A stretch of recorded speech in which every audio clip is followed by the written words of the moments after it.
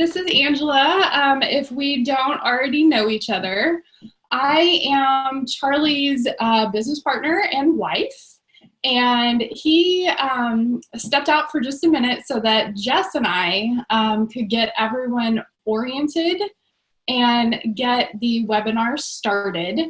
I want to give maybe another minute or so for people to as Charlie says, pile on, because sometimes it takes a bit for everyone to get into Zoom when we're all coming in at the same time. So thank you for being here. Yes, Kathy, a pile. We're really happy that you're here today. If you are here today, then that means that you were one of the PF community who pre-ordered the book. So thank you for doing that. Thank you for that support. Charlie appreciates it greatly, as does the rest of the team and myself. Jess, do you want to take just a moment to orient everyone to Zoom and let them know where they can raise their hands, ask questions, all of that? Yes, totally. Once again, welcome everybody. You can click the Q&A button underneath the video to type questions directly to us, to me, Charlie, and Angela.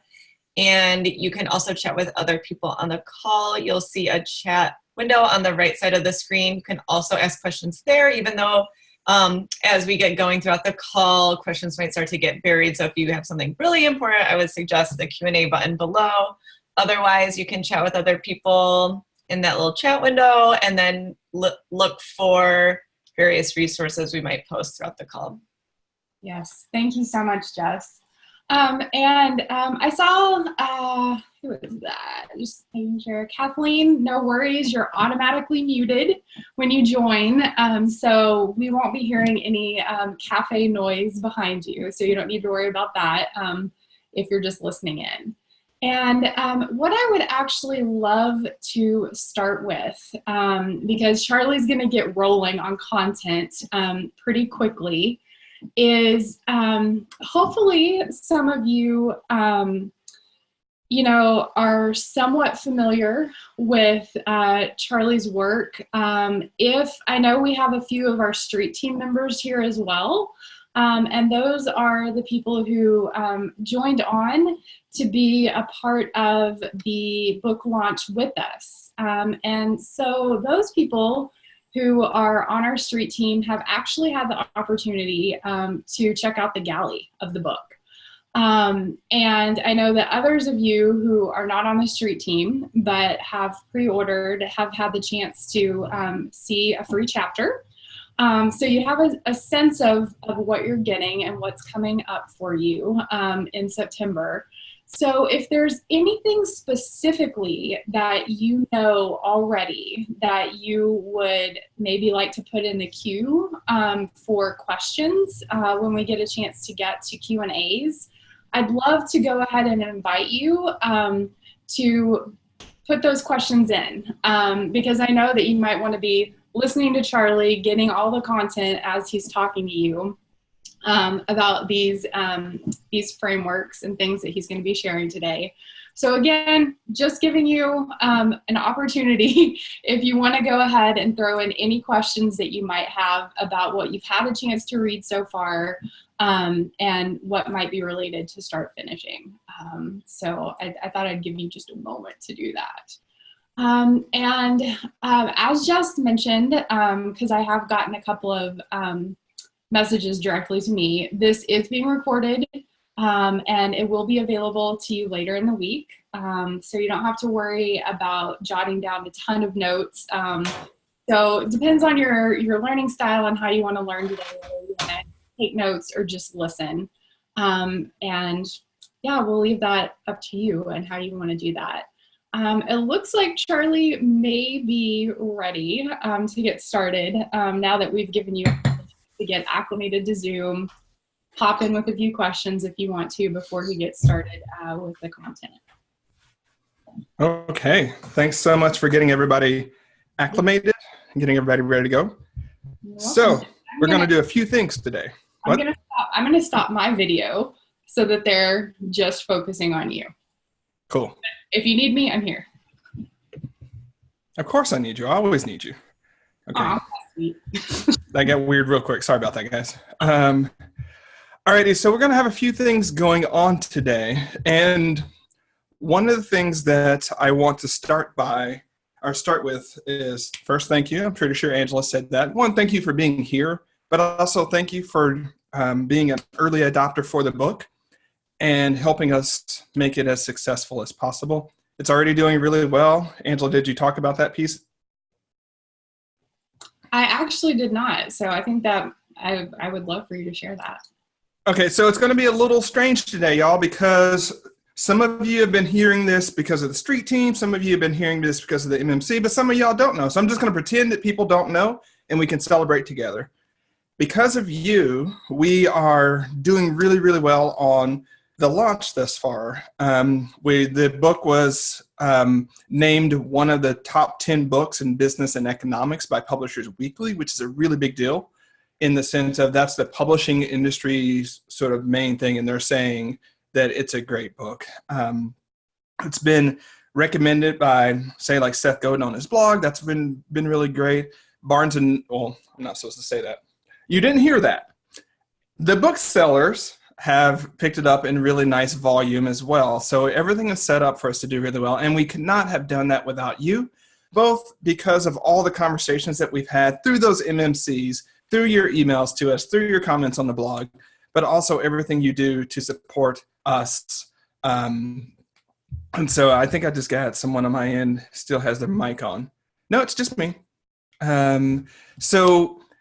First off, thank you. It's going really well. We are just in the period of time where I'm starting to do a lot of interviews. So I had 2 last week. I have 4 this week. I have 3 next week. I have another, I think, 4 the week after that. So all of those are going really well. So we're right in this prime zone.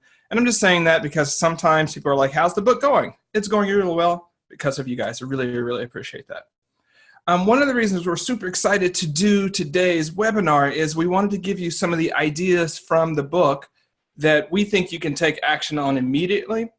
Some of you may have heard me talk about this stuff before. Some of you haven't. But again, here's the 3 things that we most want you to focus on. And so I'm going to do the thing real quick. You all know, if you've ever seen me do a webinar, I always get nervous because the technology changes and what I did last time may or may not work, but we are going to give it a shot anyways. So give me a sec. Alrighty, there's that. And there's that. Are you guys getting the full screen version on your end? Yes, it's working perfectly. Thank you. That's always the tricky part. Also, if you're asking any questions or you're doing any of that or you're putting something in the chat window, I'm not going to be able to see it right now because I am one of those people who can't multitask on a chat screen and everything going on. I'm just going to talk to you guys.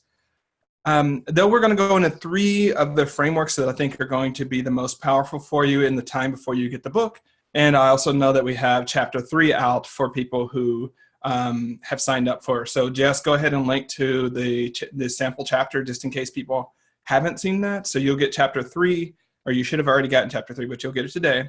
And you'll get 3 more insights that are coming from chapter 4, chapter 5, and chapter 7.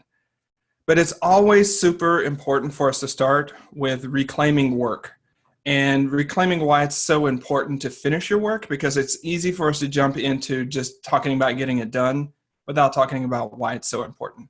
So anytime I talk about work, you guys know I love talking about your best work, which isn't just the work you're trying to get away from, isn't just the work that you're not super jazzed about. It's the work that you're most meant to do here. And I want to take work back and make it joyful, make it meaningful, make it something that makes you come alive so that it's not just one of those 4-letter words that we want to get away from, not touch, not be involved in, and not talk about, okay? So that's what I just mentioned. It's not a 4-letter word. Oddity of the English language. So many of our curse and crass words are 4 letters long, and it's just really interesting. But work, though it is 4 letters long, I don't want it to be one of those types. Importantly to remember that your best work is something that only you can do. If someone else does something similar, it's a close carbon copy. But if you don't do your work, we don't get to see that in the world. It serves you and others. It's not one of those things where you have to spend decades of your lives toiling away in martyrdom in support of other people, and then finally you get happy at the end somewhere, right? Doing the type of work, doing this work is that work that on the one hand, you feel like you're cheating somebody if you do it. If you get paid to do it, you feel like one day the sort of fraud police are going to find out and figure out you've been overpaid this whole time and are going to do something bad to you. It's that type of thing, but it serves others at the same time. It really requires showing up. Here's the tricky thing about this. We'll talk a little bit more about this in just a second. The more your work matters to you, the more it requires you to show up. And it's counterintuitive, y'all. Super counterintuitive, because we think that if it matters to us, if we're really excited by it, if we're really jazzed by it, then we're just going to wake up the next day and do it, right? Because that's what that work is supposed to be. But it's not, because your best work in so many ways is tied to your identity and how you see yourself in the world. And if you start doing your best work, the first level fear is that it won't work. And if it doesn't work and it's your thing, it's your calling, and you can't do that, what does that say about you? Right? So it requires, really showing up and being courageous and really being intentional about that. And it's not nearly as easy as we would think on first blush. Second is, your best work, though it serves other people, is often off the beaten path, and it doesn't look in many ways like things that people expect it to look, which means that there's no time where people, the whole world is just going to settle down, stop saying that they want to help you with their projects and say, you know what, it's time for you to do your best work. We're ready to see that. It doesn't really happen that often. So much so that I can say it never happens. So it requires you to show up because you have all these competing priorities and OPP, which I talk about in the book, which is other people's priorities coming at you, and you have to create a wedge for your own work. So it's not easy conceptually and emotionally, because if it doesn't work, that has some fear to it. And the courage and the boundaries that you have to set up to do it day to day can be super challenging. And thus, it's easily displaced by other stuff. And I know you all have had a week, a month, a year, hopefully not a decade, but maybe so, where you look back over and you say, you know what, I've done a lot of things. I've been busy, but have I really done something that's mattered to me? Have I really pushed that ball forward for me? So your best work is that stuff that your soul yearns to do and that you feel called to do, but at the same time, you have a bunch of tension around. And I want to start there because so many times we have different stories about what work is and how our best work should feel. And that itself keeps us from getting involved in it. Okay. Angela, if there are questions that are coming up and I'm not being clear, you're going to have to stop me. Otherwise, I'm going to go on. Yeah, I got you. No worries. Okay. Are people down there vibing in the comments? Is that what you're laughing about? Yeah. Someone just said you're reading my mind, Charlie. So good. Yes. So whoever said that, this book is for you. Because this book is for me. It's for Angela. It's for Jess. It's for Joe. It's for those of us who have too many ideas and not enough time, or at least that's how it feels.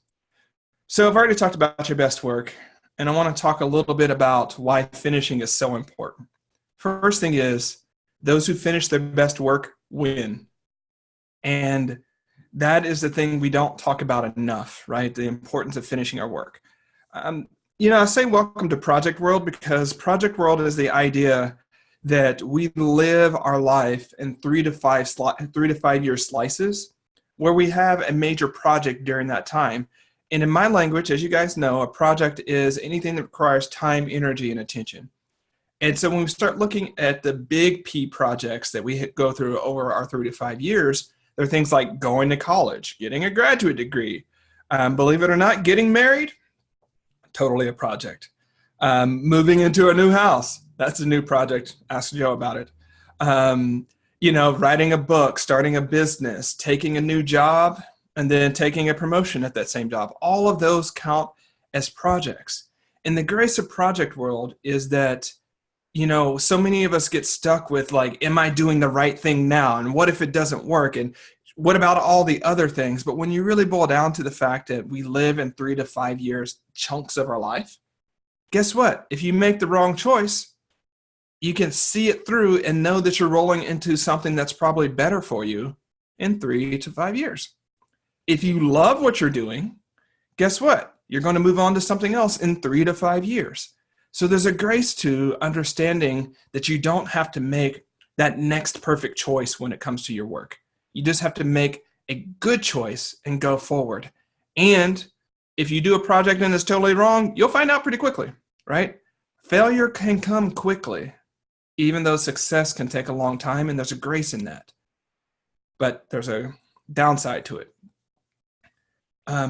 As you switch through these phases of your life, what matters is what you finish, right? All that stuff you've been working on, kind of half finishing, kind of half doing, you can't really take that with you. And you know what I'm talking about. Like, you probably have some detritus of projects that are undone that you really can't brag about. You really can't talk about. You can't put them on a Vita anywhere. You can't say, I've been working on a book for 4 years. I'm just putting a book out because a lot of us, you know, think about that, right? I've been working on this thing. What we care about in project world is what you finish. And we all know that there are those people who finish, and there's the people who don't. We all want to be with the people who finish. So it's super important. Importantly, impact doesn't come from what you're going to do, from what you're going to do. Impact comes from what you've done, okay? Get that distinction there? Like, you can't change the world with a book you haven't written. If you have dreams of starting a nonprofit, you can't do whatever that nonprofit does unless you've started it, right? When you start a business, obviously you can't make money from a business you haven't started. Impact doesn't come from what you're going to do. It comes from what you've done, what you've finished. And you all hopefully have heard me talk about creative constipation. It's exactly what it sounds like. We take in all these ideas. We take in all of these different hunches and urges and wants and aspirations and whatever your friend is doing on Instagram and you secretly hate her. We take in all of that sort of stuff. And then at a certain point, we become compacted and it's not moving. And the problem with creative constipation, y'all, is that we humans, we do one of two things. We're either creating something or we're destroying something. That same energy has to go somewhere. We either create or we destroy. And if you're not doing the work that matters most to you, if you're not creating, you're likely going to be destroying something. And that could mean destroying your relationships with the resentment, frustration, and anger you have towards other people who are getting in the way of you doing your work. It could be colleagues who are impinging upon you. But the thing we most often destroy is ourselves. Through the stories we tell about ourselves, through the head trash we carry with us, through the ways that we check out on ourselves, that's where most of the destruction happens. So creative constipation, you all, I know, have felt it. Depends on the day. I might feel it, right, if I'm not getting something out too, right? It's something that's super painful that we need to be acknowledging and talking more about, and understanding that, again, if we're not creating it, if we're not creating and doing our best work, we're probably destroying something that's really important to us, okay? So it's really our choice to create and do our best work, or to destroy the things around us and harm the things around us and then have to do a bunch of work repairing that. Please choose the former. Please, please, please choose the former. Mastery. So Dan Pink in his book Drive mentions that there are 3 primal motivations for humans. It's autonomy, mastery, and purpose. Okay, autonomy, mastery, purpose. Well, mastery comes from finishing. You don't get better at the things that you're not doing and that you're not working. Like, you got to put that feedback, and you got to get that kinesthetic feedback from the world with whatever you're finishing. Okay, you don't get better just by thinking about it. And for those of us who are overeducated, I have a hard thing to say. We don't get mastery from reading and just reading about it. We got to create something. We got to do something. We have to apply that information in ways that make us better and make the world better. Otherwise, we end up with what? creative constipation and frustration. Okay. Self-esteem. I kind of mentioned this earlier. We all know those people who talk a lot, but don't do a lot and don't ship a lot. When I say ship throughout this webinar, I mean taking their ideas, doing that crazy thing of turning them into something and putting it out there in the marketplace, whether that's the marketplace of your colleagues, whether it's the marketplace of business, but you're putting it out there for other people to experience. That's what shipping means. We know the people who ship, and we know the ones who don't. And we all kind of want to be in that list of shippers. But I'm going to go back. There's one that I missed here. And I want to talk about it more. It's not nice. We don't like to talk about it, but guess what? That's what we do around here. We also skip the slide. Charlie? Yeah? Hey, sorry to interrupt. I just want to let you know that the slides are not actually moving forward for us at all. Oh. They were supposed to. We're just still on the first slide. Oh. Well, that's unfortunate, y'all. Yeah. Oh, let me see if it's...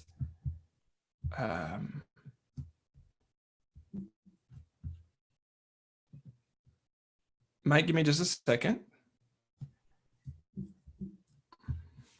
Let me switch this up a little bit, y'all. If I can. Okay, so there's that. Did it change? Yes, I can see. It's not full screen now, but I can see the slide that you're on. All right, so everybody, I mentioned one of the things in the setup. This is a drinking webinar. This is water. You could drink whatever you want to, but I highly encourage you to take a drink break while we're having this quick technical break. I will lead you. Okay.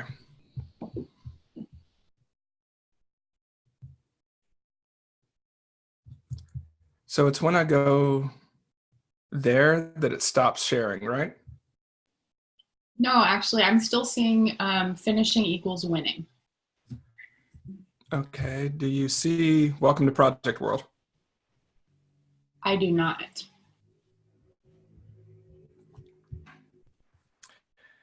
Alrighty. See what I mean? What I said earlier, guys? They're always changing this on me. That's what happened. All right. So you guys are going to get to see my handy keynote screen here. I'm sorry, I don't quite know how to fix that, but I don't want to waste too much of your time today with doing that. And so if someone can help me out in the chat room, if you know how to do that, that's great. But otherwise, I'm just going to go on. That's probably going to be a better way to go, right? Yeah. Okay. Alrighty, so now after that quick technical pause, I apologize for that, y'all. Another point that I want to talk about when it comes to winning, or finishing equals winning, is the frustration that many of us have when we see that we're getting lapped by people who aren't as good as we are, they're not as smart as we are, maybe they haven't done as much of the research or haven't gotten their degrees or haven't gotten whatever, and they're shipping their work. And they do it frequently enough that they start to lap us over and over again. And it kind of ties into that self-esteem, but there's that frustration that we can get. Everybody knows, I think, what I'm talking about when you're getting lapped, because we've all been lapped at least once in our life. And it's really, really frustrating because you know that really the only reason you're getting lapped is because they're shipping faster than you are.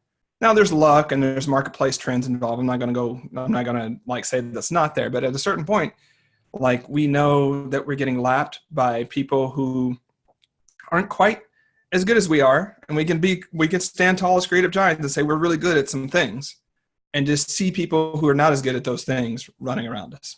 That's super frustrating. So finishing helps to thwart the lapping that can happen when you're not finishing.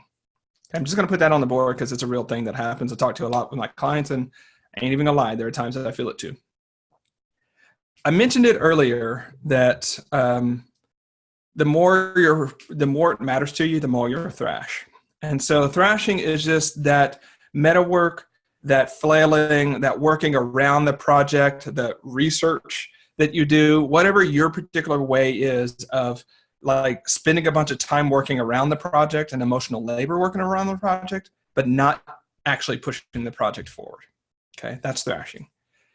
And I just want to remind you that every project worth doing will have some thrashing to it. It's not just you.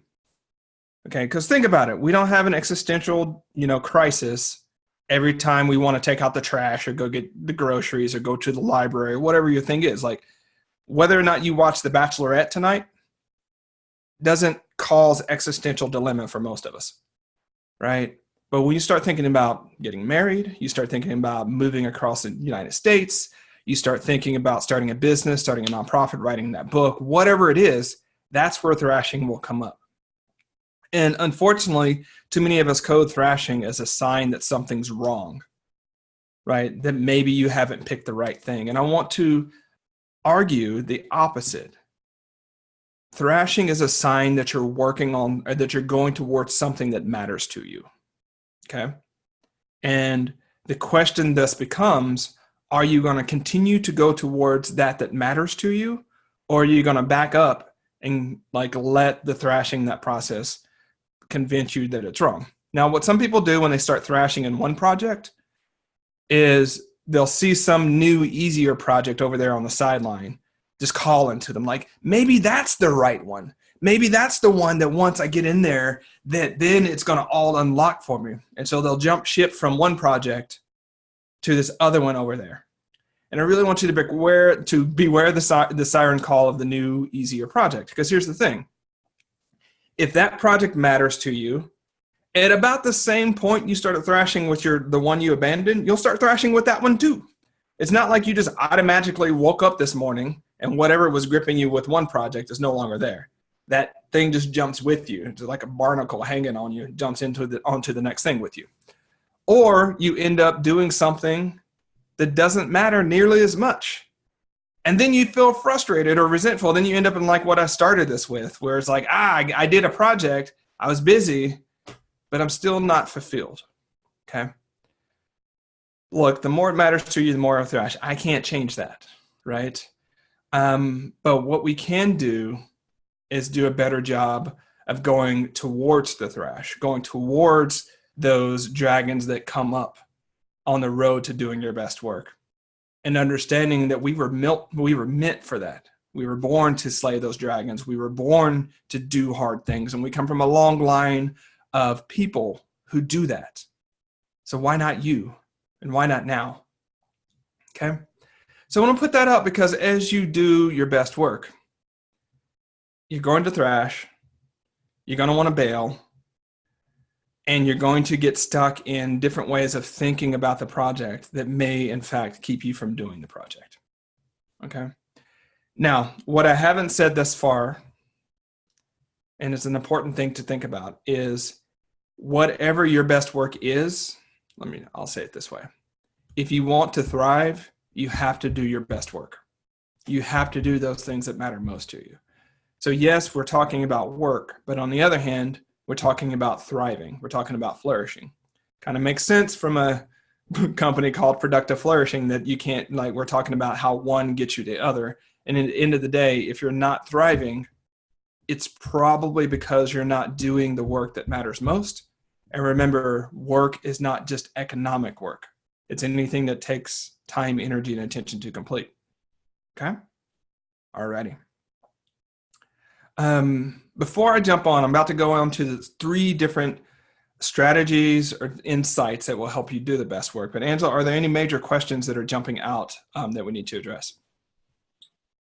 I haven't seen any thus far related to this, what you've been talking about. Okay, cool. You guys are following on with me. I see little notifications going on, which I think you guys are saying something. I assume if you were throwing enough tomatoes at me, I'd hear about it by now. We're going to talk about 3 strategies real quick. One is building your success pack. The second is following the 5 projects rule. And the third is, sorry,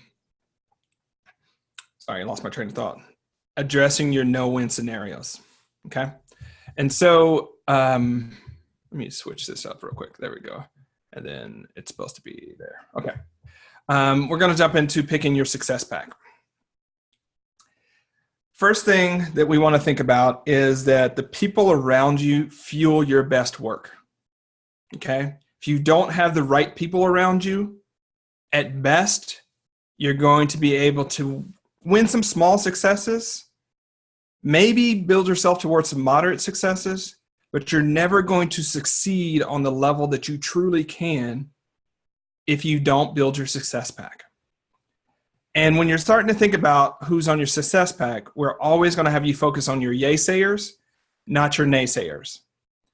Because as the poet and philosopher Taylor Swift has said, haters are going to hate. Can't change that. It's part of their identity to be that helpful critic. It's part of something they don't like you. Whatever it is, trying to make naysayers happy is never going to lead you to your success. So they're definitely not going to be in your success pack.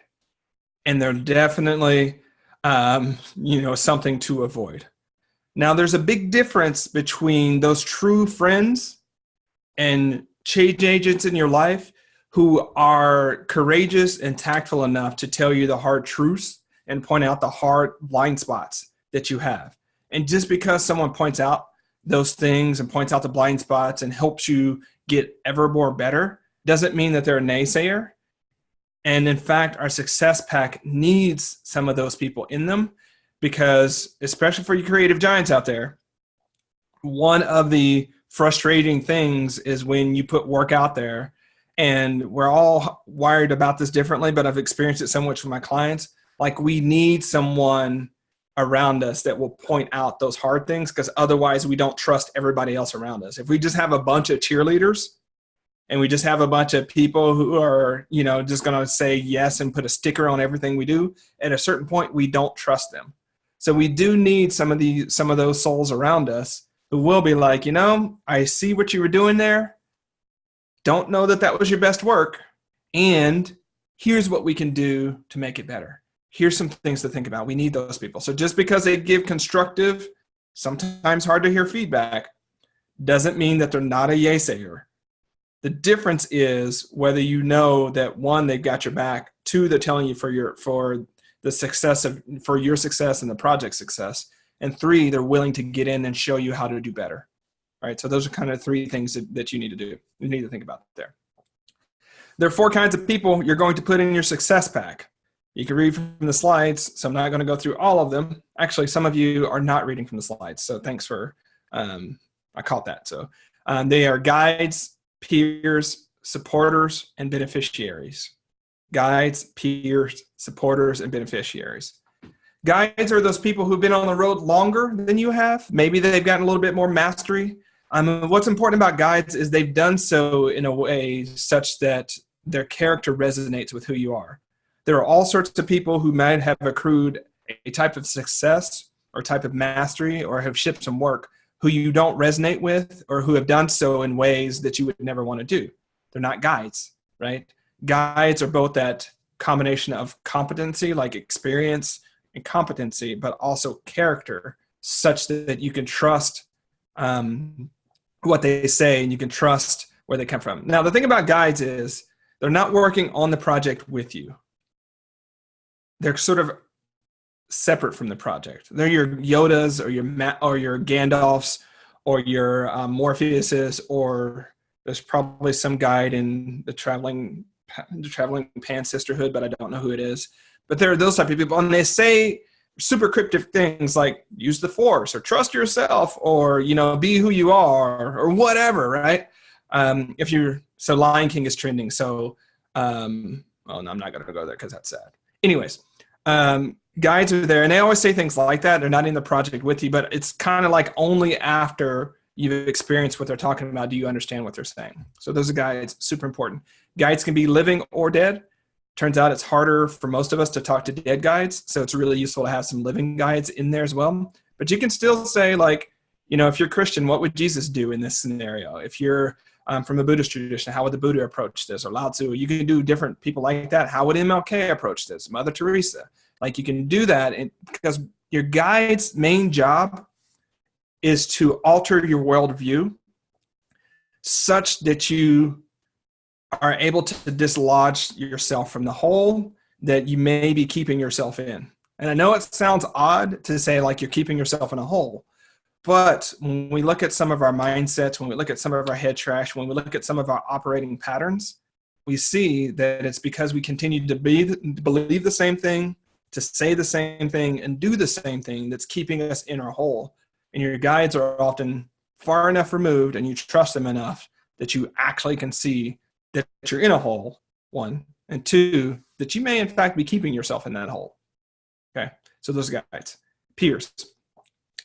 Peers are the people who think they're walking side by side with you. These are your co-coaches, your mastermind buddies, that growth-oriented friend that you have drinks with once a month. Whoever, these are the people who you could turn to for peer-level advice and can weigh in on your project. They'll be much more involved in your guides, but they're still probably not going to be in the project with you. Supporters are the people who help you in the work itself and help you do the work. This could be professional teammates, but it could also be the neighbor kid who watches kids on the weekend or watches the kids on the weekend so that you can go and do your best work. It could be your lawn care folks if you don't want to do that. It could be all sorts of people around you that are supporting you to do the work very directly. And beneficiaries, if I had to say one group is more important than the other, it's actually your beneficiaries. These are the people whose lives will be changed by the work that you're going to do. I know, bold claim, lives will be changed. But no matter what you do one of two things.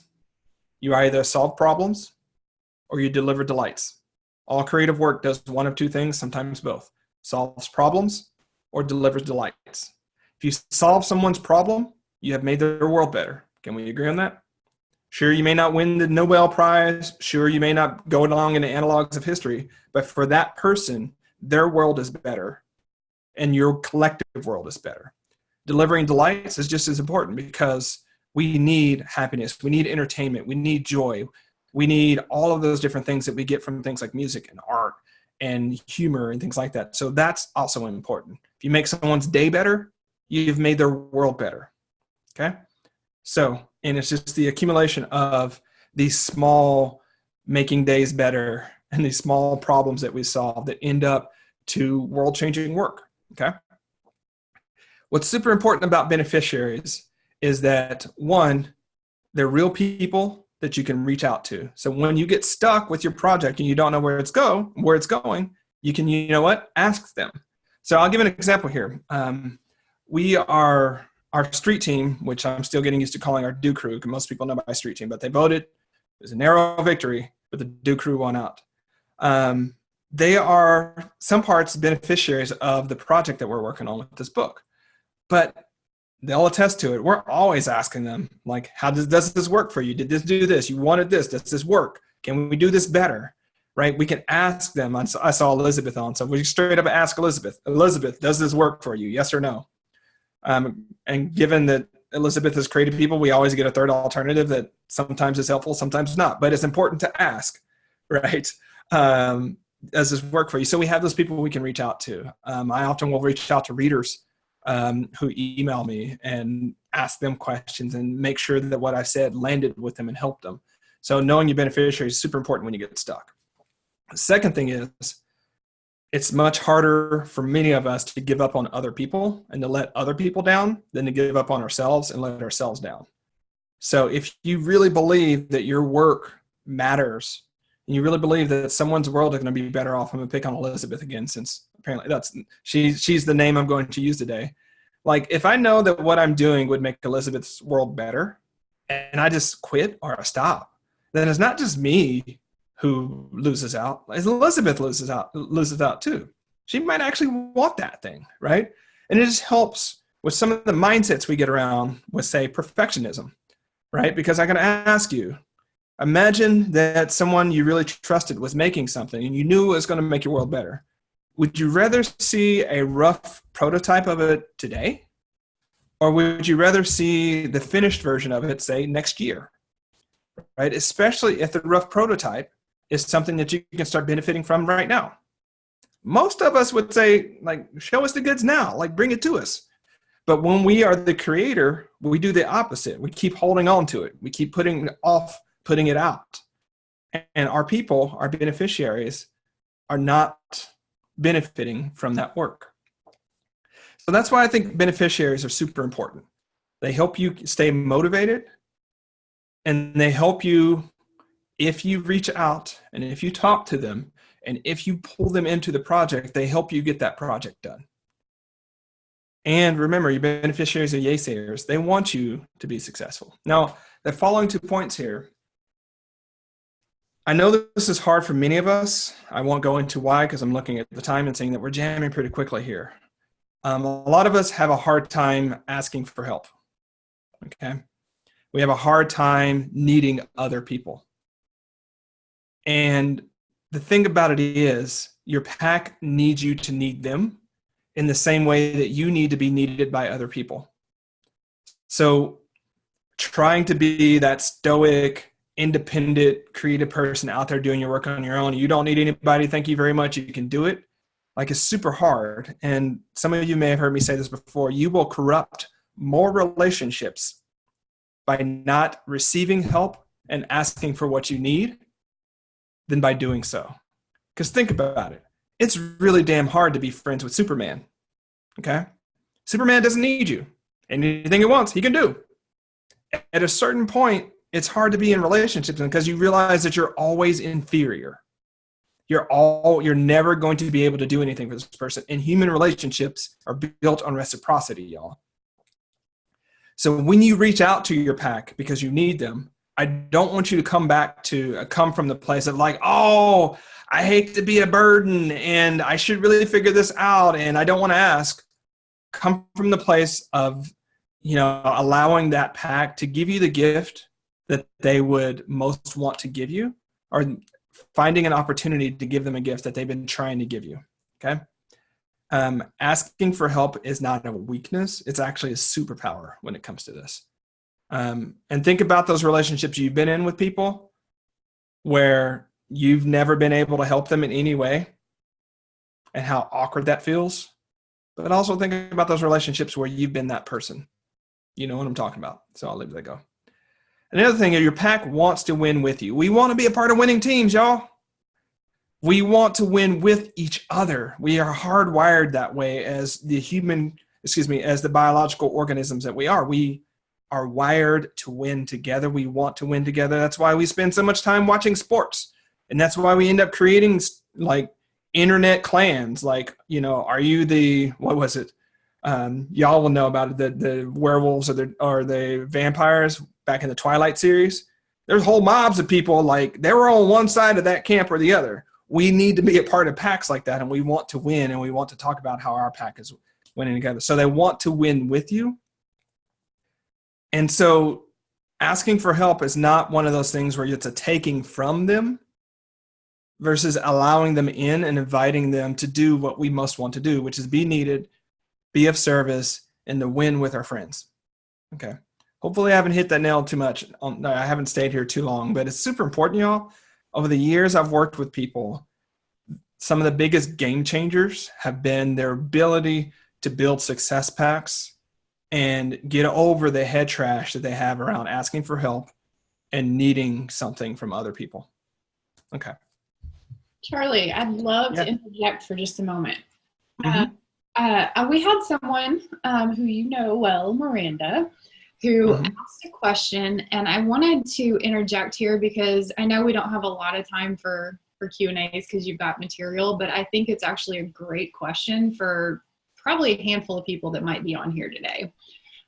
She wanted to know if you would be willing to talk a little bit more about building a success pack when your work is super solo. So yes. It's hard to even know what to ask for in terms of support. Yeah, that's such a great question, Miranda.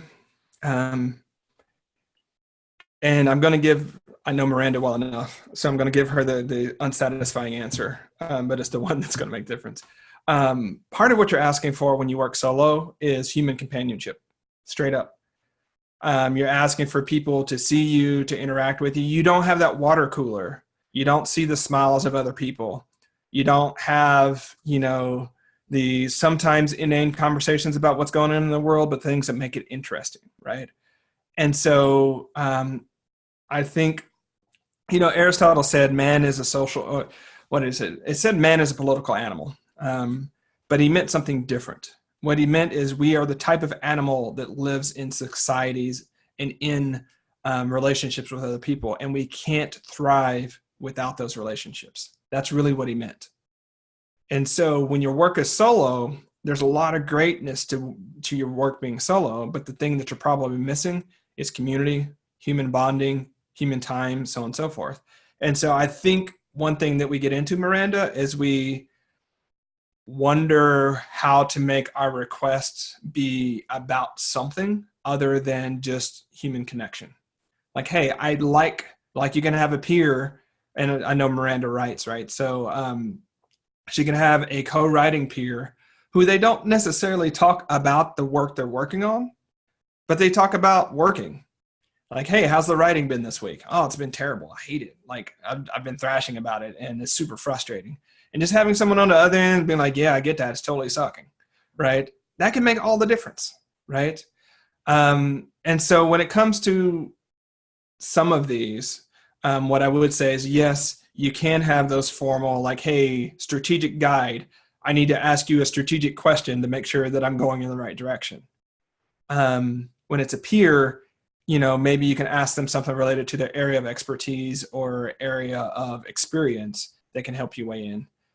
Supporters can be largely delegates, or they can be people that you can hand off parts of the work, or that you can ask to do other pieces of work so that you can do your main piece. And beneficiaries are asking specific questions. Actually, it turns out, Miranda, in the book itself, I think I list some questions that you can ask people in your success pack. But what I would want to say on that one is, if you can't think about the specific types of questions you would ask them, or the types of things you would want them to help you do, they probably should not be in your success pack, because you don't know them well enough to make an ask that ties into their gates, genius, affinities, talents, expertise, and strengths.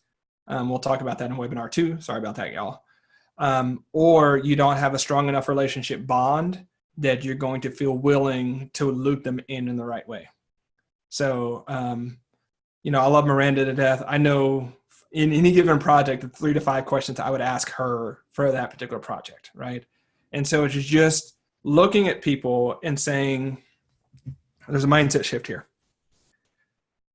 And I realize I want to pause here and acknowledge that, through working in the Boy Scouts and having military training and things like that, I probably am a little bit more wired in seeing people's talents and how they can be applied to given projects. So that I want to realize that's sort of a native gate for me, or that's one of my gates. But the skill is being able to see the things that people are able to contribute, the things that light them up. So that those are 2 things. Knowing how they like to be talked to, and 3, knowing specific ways to talk to them and apply them to your project. So that can be the tricky thing, because, a lot of our work is not about the work. A lot of our work is figuring out the humans that surround our work and how we can be in good relationships with them. That's sometimes partially about working on our stuff with them, but also about supporting their own work. Miranda, I'm not 100% sure I answered your question. I think I answered around your question. She'll let me know in a second, though.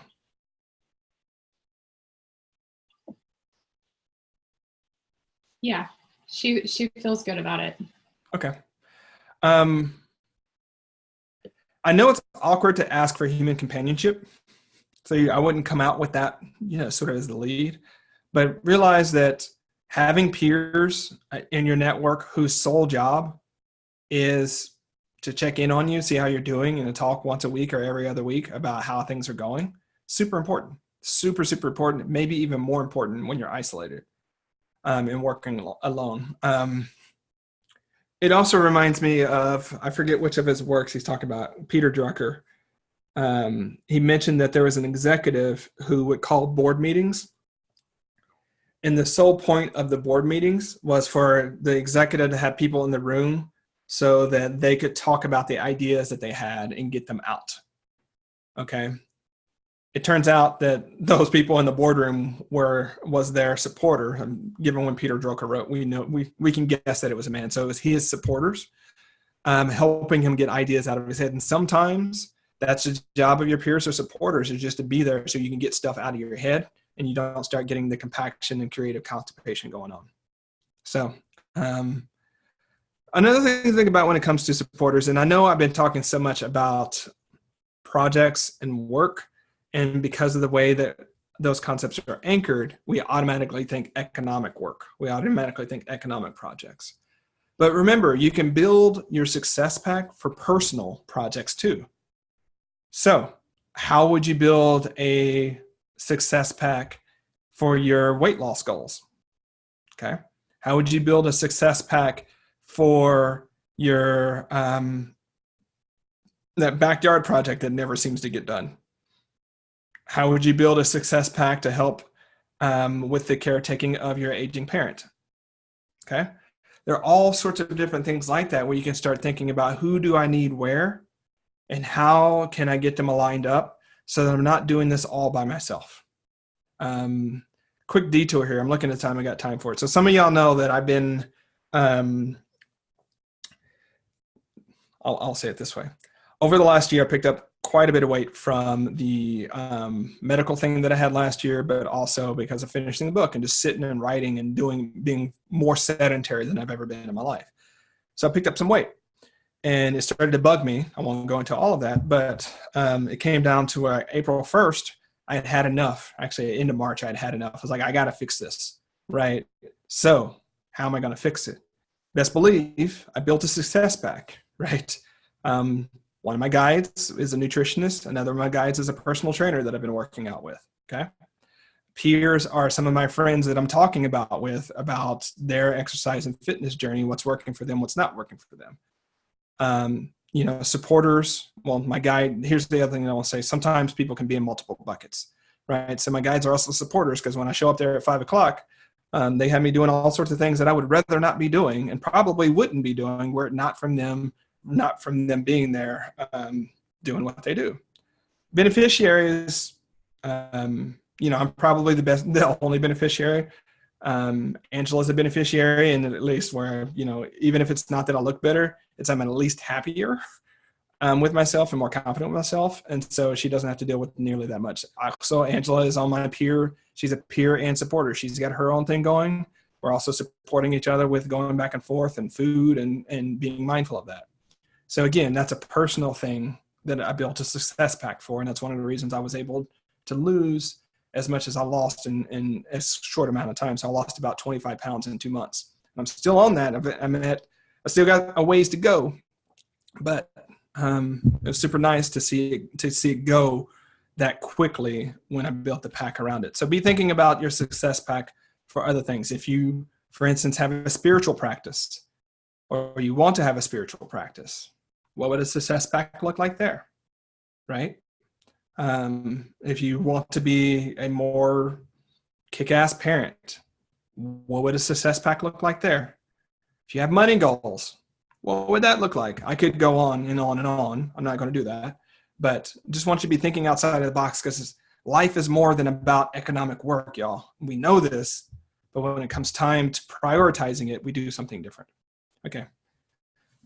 I'll get off that stump and move on to the next thing.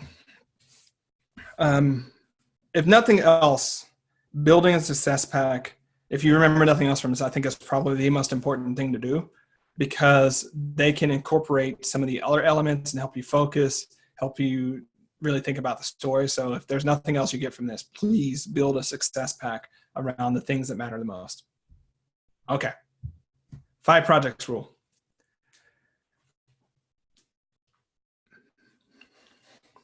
Problem.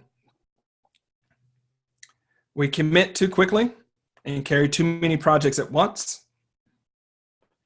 And deciding between projects seems really hard to do.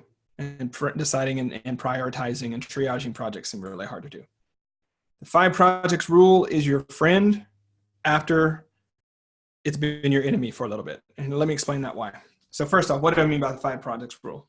Well, I mean, the long form of this, no one besides me is going to say it. I get it. No more than 5 active projects per time perspective. No more than five active projects per time perspective. I didn't in the bullets specify, but there's that important no more than. That doesn't mean 5 active projects. It means no more than. If you can get down to 2 or 3, that's fantastic. You'll probably see more momentum, so no more than 5. Active projects are the projects on your physical or digital desktop. For instance, that closet of doom that you've been avoiding for 6 months, it's not an active project. It's just something you're thinking about that you're not doing, okay? Whatever economic project you've been thinking about but not doing, not active, even though you got to work on it. These are the things that are on your desktop, physical or digital. In per time perspective, if you're familiar with the momentum planners, you know how we like to specify out thinking about a day, thinking about a week, thinking about a month, a quarter, a year.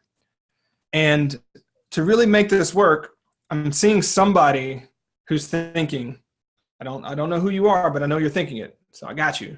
There's no way that I could limit my work to just 5 projects at a time. I got way too many things to do. Can't do it. I'm out. Okay, so these are your best work projects. These are the projects that are going to make the most difference in your life. They're not all of the routines and all of the things that you do every day. So, you might have a morning routine. That's not a project. It might be a project to create a morning routine and then maintain it, but that's not like maintaining the project is not in that same sense what we're talking about here. For you to understand how the 5 projects rule work, we need to talk about chunking, linking, and sequencing. All right, so everybody, please bear with me. I know I introduced 3 terms. You're like, okay, I'm out. We're talking about chunking, linking, and sequencing. So the thing about it is that quarter-sized projects contain month-sized projects that contain week-sized projects that contain a bunch of daily blocks and things like that, right? So when I say 5 projects per month, that one of those monthly projects might contain week-sized projects of multiple sizes, okay? So it's really a matter of fixing that time frame and saying during this period of time, what's the right level of perspective that helps me focus my energy so that I'm not taking on 17 month-sized projects, because guess what? You're not going to do 17 month-sized projects. You're going to do 3 to 5. That's what you're going to do. So we might as well from the get-go decide which 3 to 5 we're going to do than to carry 17 that we know we can't do.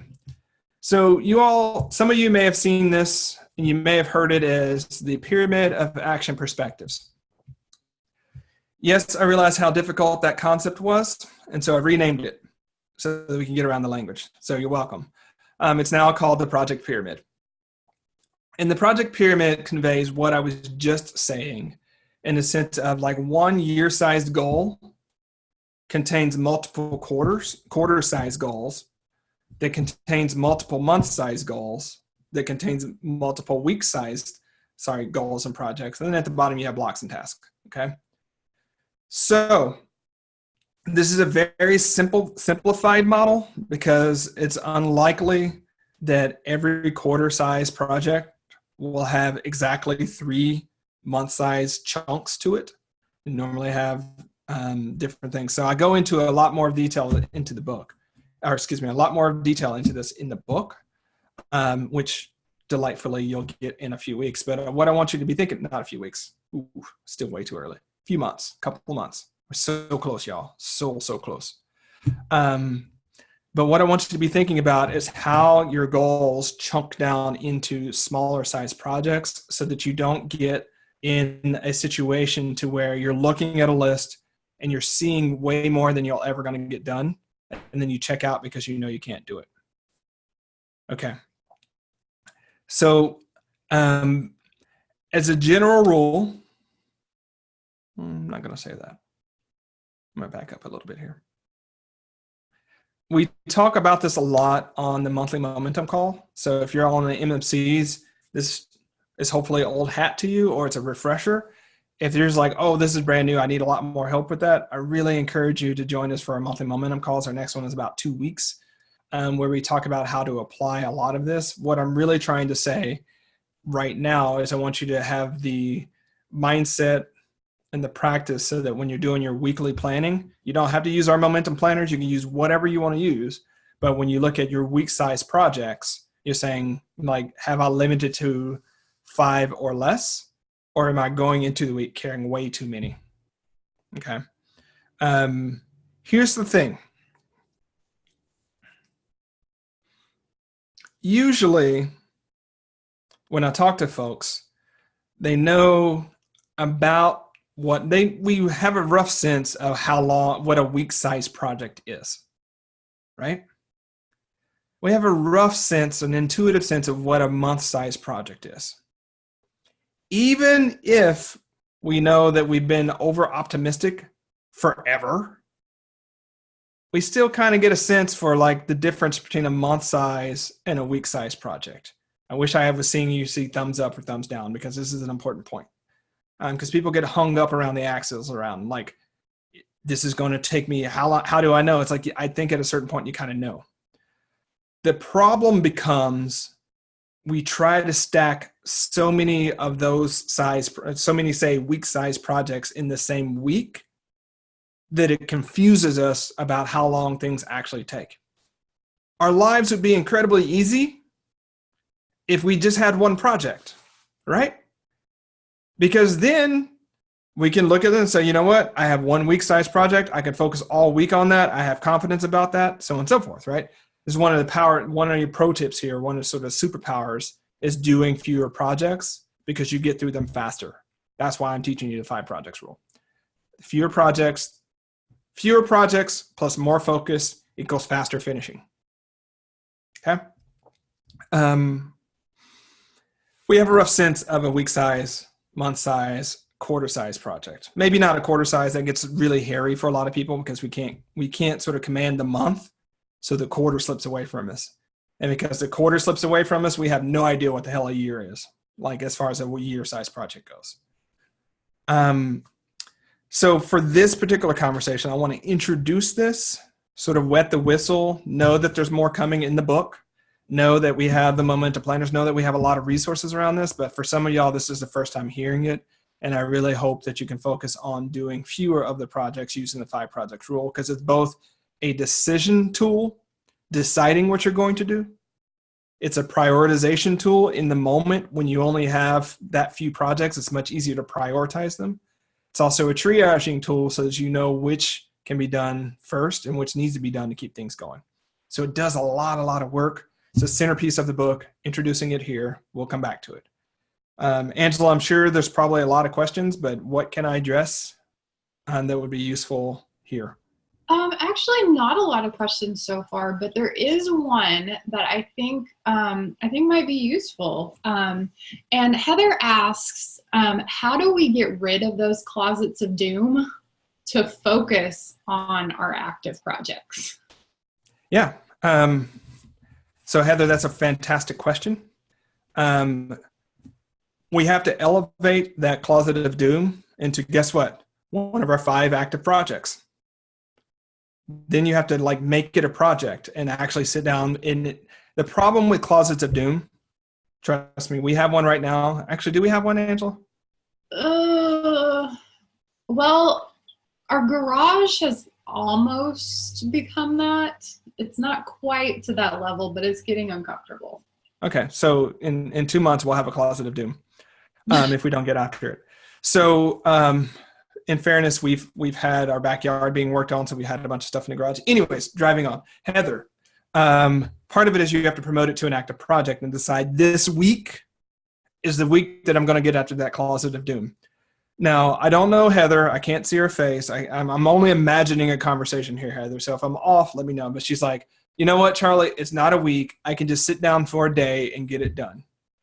Except it's a week-sized project, because the second you unfurl that closet of doom, there's a bunch of stuff that's got to go somewhere. And it's got to go somewhere else, which means you have to figure out, and a lot of times you pull it, you'll unfurl whatever's in that closet and then realize, oh crap, I got to sell it. I got to move on. I got to decide on it. I got to give it to whoever it needs to go to. And there's all these little sub projects that spawn off. That's more than just about the stuff in the closet, right? If there are any heirlooms or sentimental attachments in there, it's a lot longer because it's not about the teddy bear.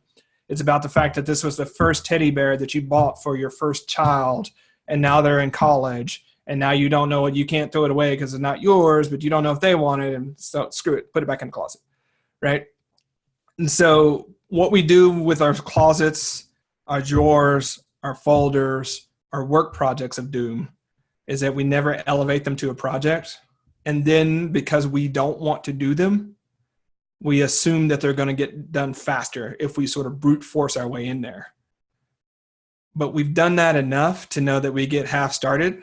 We unfurl the closet and then we have stuff on our floor for 3 weeks because we didn't actually plan on doing it. So you have to make that plan and treat it like a project. So that's the thing for me, Heather, is that the closet of doom actually requires a plan to get through.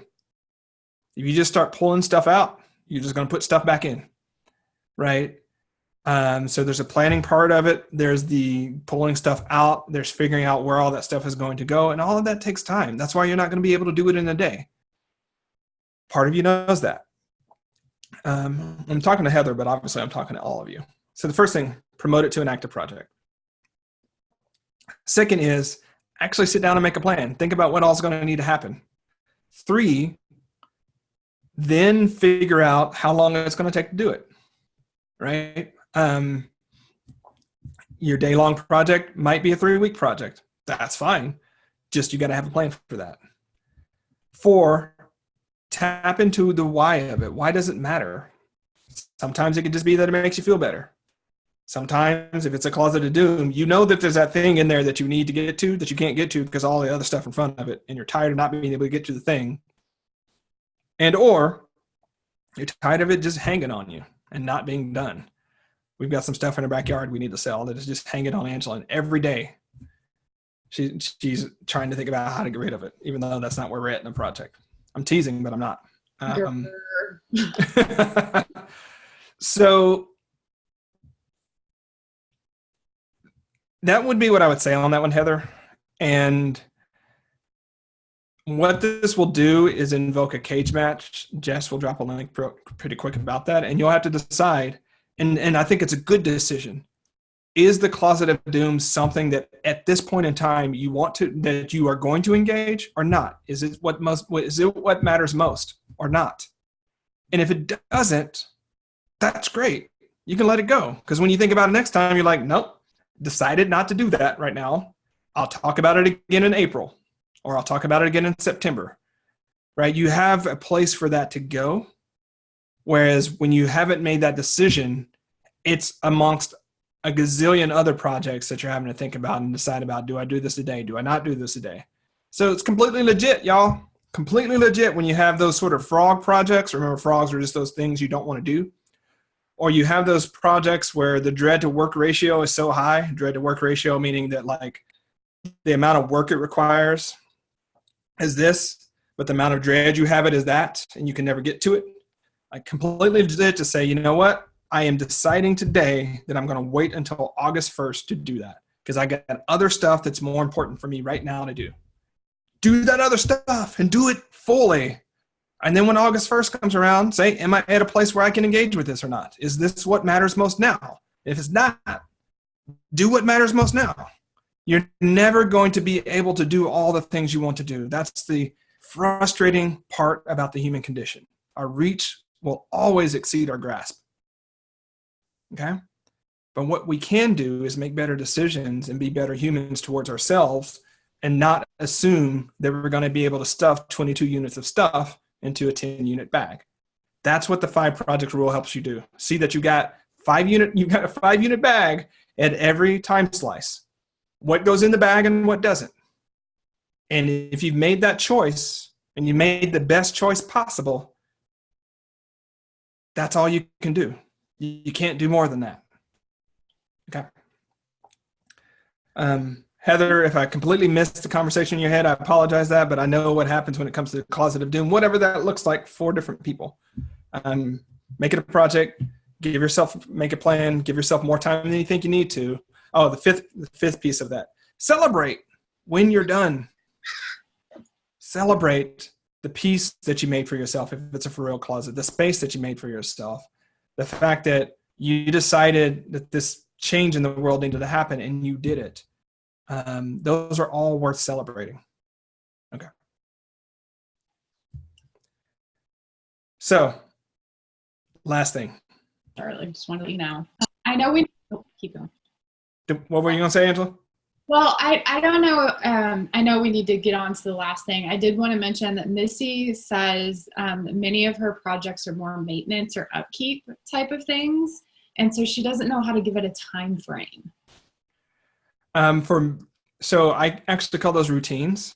And so the thing about it is, if you have so many routines that it's eating up all your available time, about the only thing you can do on that one, Missy, is decrease the amount of projects that you do. So you don't get 5 projects because 1 or 2 of those are being taken up by all the routines in your life. And so you get at most 3. Now, if there are ways you can delegate, outsource, get some support around those 2 projects, then you may be able to free them up again. But understand that outsourcing, delegating, getting support is itself going to be a project. And so if you don't make time for that project, you're essentially deciding to continue to do the things that you're doing. Okay. And so that's what we all have that. And so as a good example for that right now, Missy, as we're leading up to the book launch, I am doing a lot of interviews, mentioned that earlier. I know I don't have 5 projects, right? I don't have 5 projects this month because the book project itself is taking up like 2, maybe 3 slots.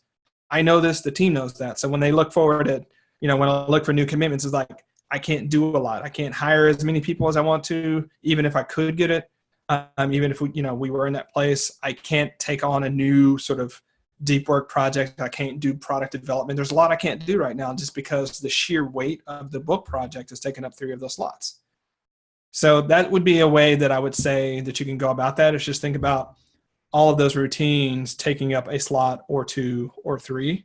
And Missy, I just want to give you invite you to be a little bit more human and caring to yourself, because the reality is a lot of people have 60 to 70% of their time taken up by routines and just the stuff of maintenance in life over and over again. But when we're doing our planning, we don't factor that in. Okay.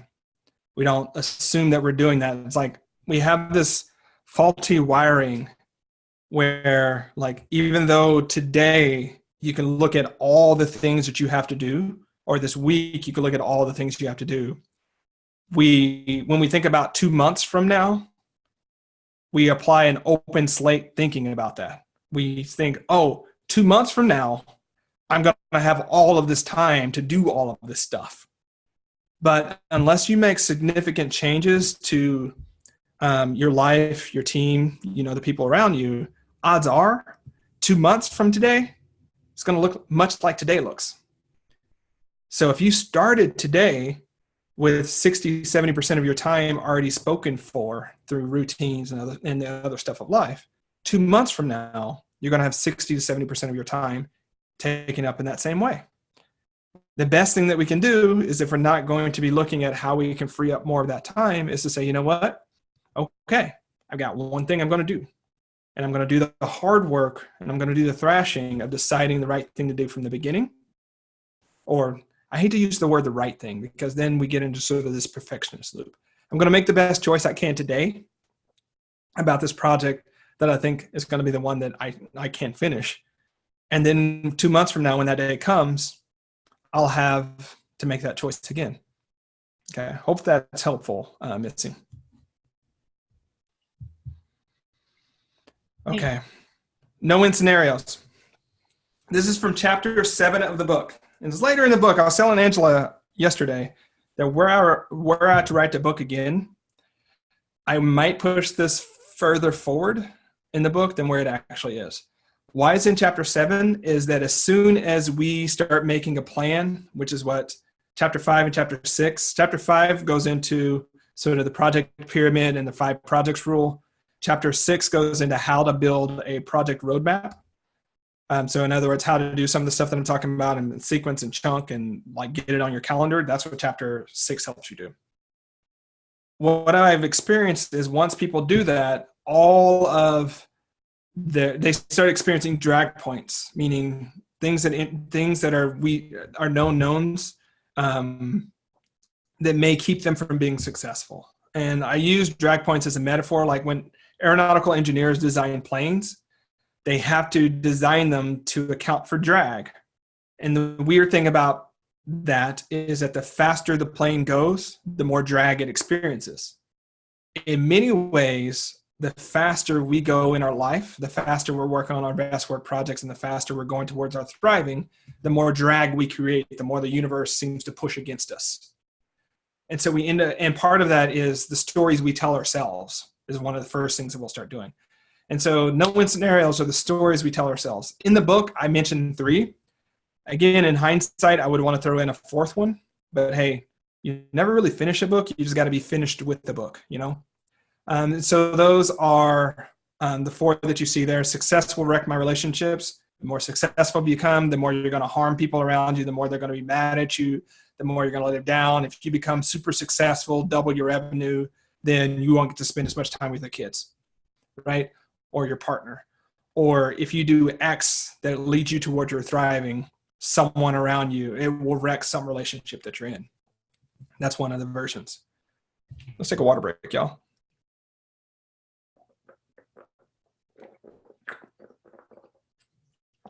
Okay. The second is the success versus virtue myth. And this comes sometimes from our spiritual traditions, sometimes comes from our cultural traditions. The idea is something like nice guys finish last, or rich people are automatically thieves and, scoundrels, or, to be successful, you have to step on somebody's neck.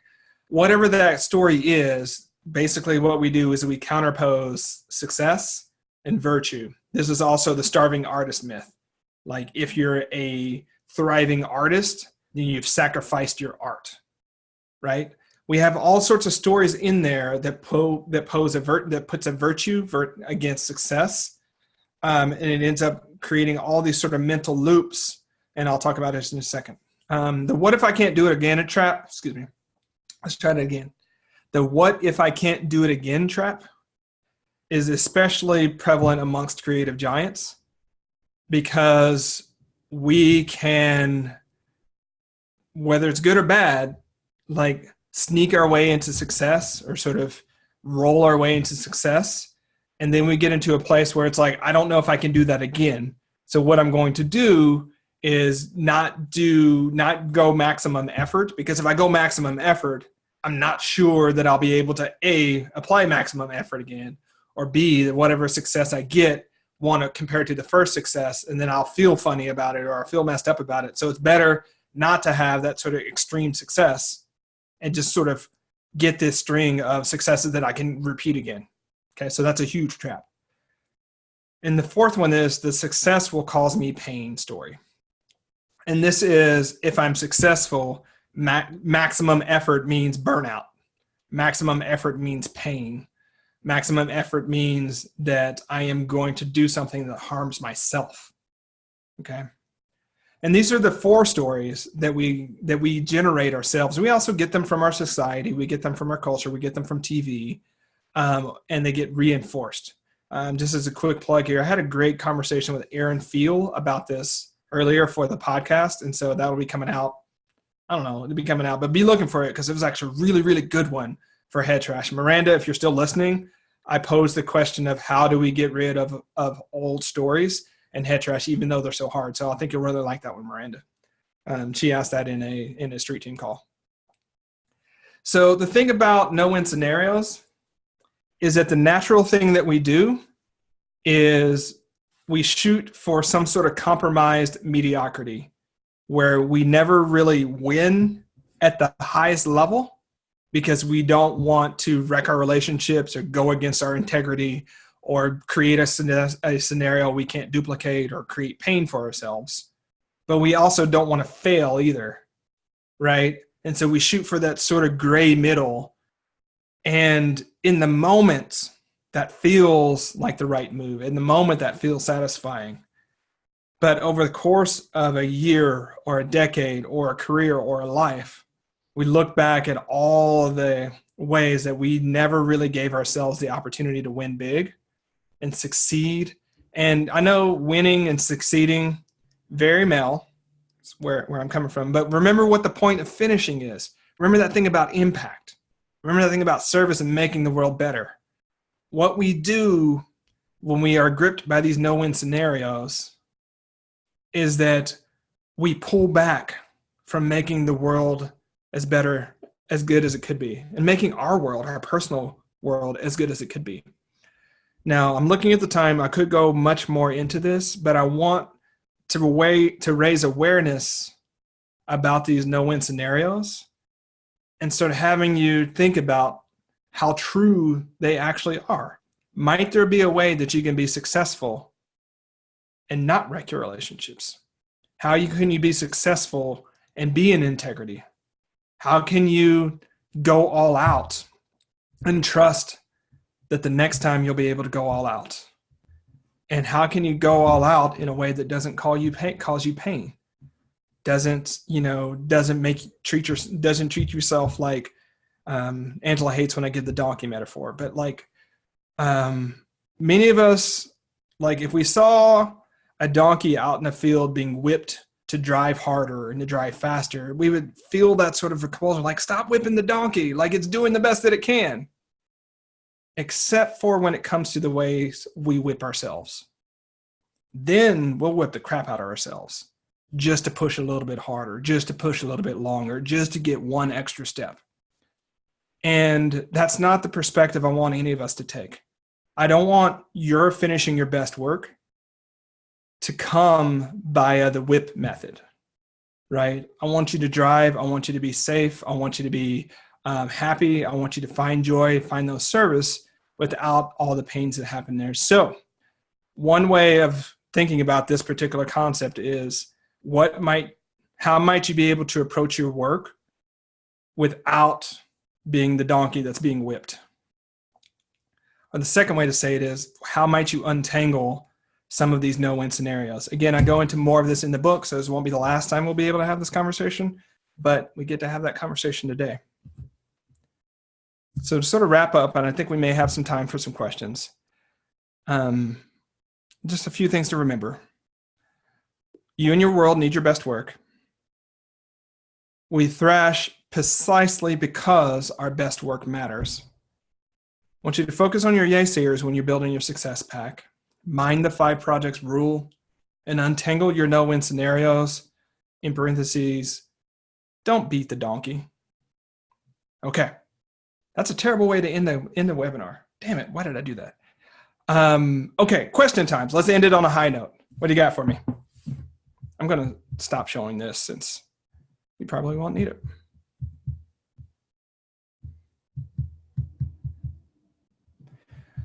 Alrighty, so you should be seeing me now. Yes. Is that happening, Angela?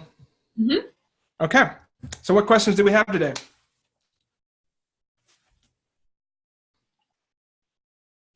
I don't see any yet, but let's give them a second to see if they have any questions.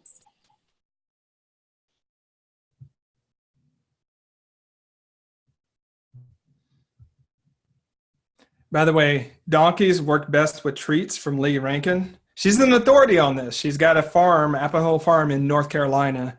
I think she has at least 1 donkey. So they work best with treats, y'all.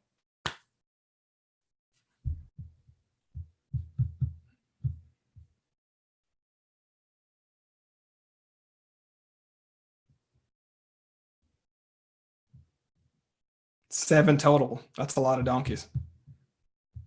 All right, so I had someone say that there was a question in the Q&A box. Did we answer that one?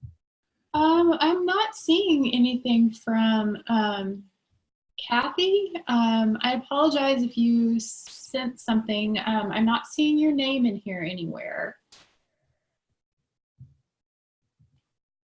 If you do have a question, do feel free to type it out again, please.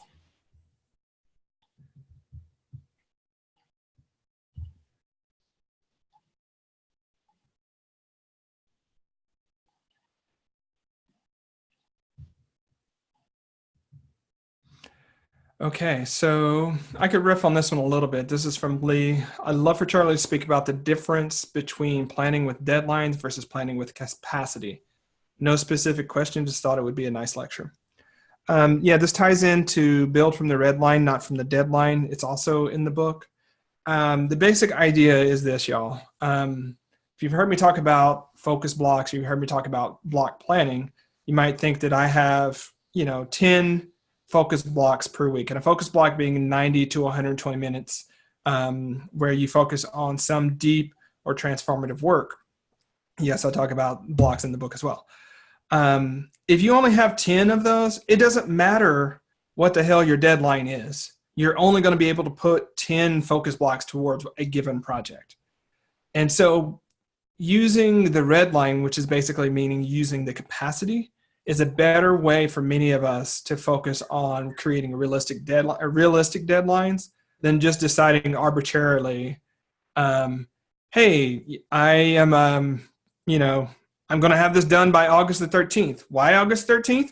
Looks like a good day, or because of some other reason, without actually thinking about, do I have the focus blocks? Do I have the time? And do I have the fuel to get this done in that amount of time? Because if you make that deadline and don't do that, and don't answer that second question, what's inevitably going to happen, or what might happen, is you could have gotten it done way earlier if you didn't need that much time. And so you just bumped it into the future. Or you get to August 13th and see that you've only made it a third of the way, because guess what?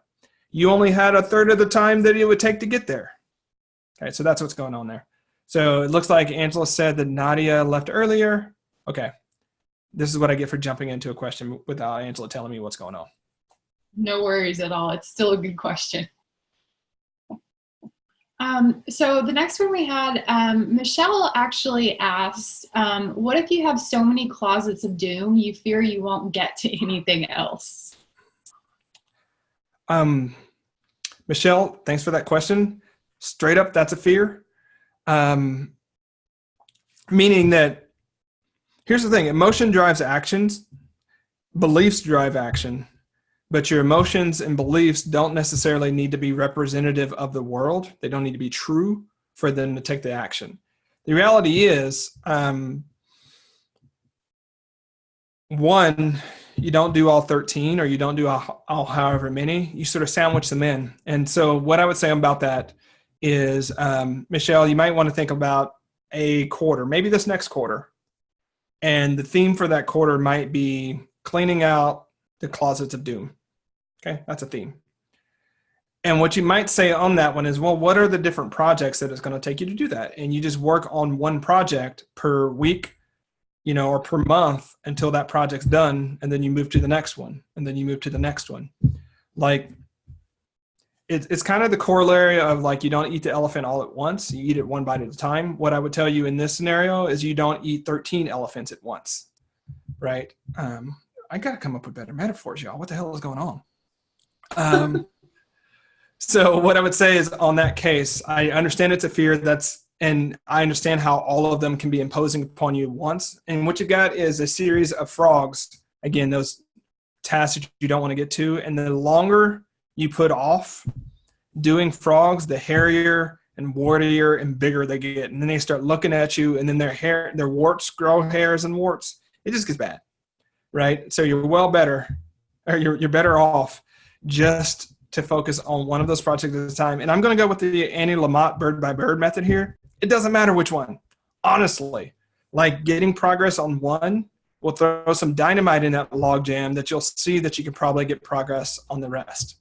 Like, if we were on an MMC or we had more time, I could probably work you through which one might be the best one to start, but I'm guessing you probably know. And what I would say on that one is, consider stealing time from something else that's not nourishing you. Yeah, I'm gonna beat up on Facebook right now, because I always beat up on Facebook, but maybe 30, 45 minutes spent off of Facebook might be better spent cleaning out that closet of doom or working on that project. I keep joking about our backyard, but Angela and I have a gazebo that's like half done. Now it hasn't been half done for a long time. We just started it Sunday.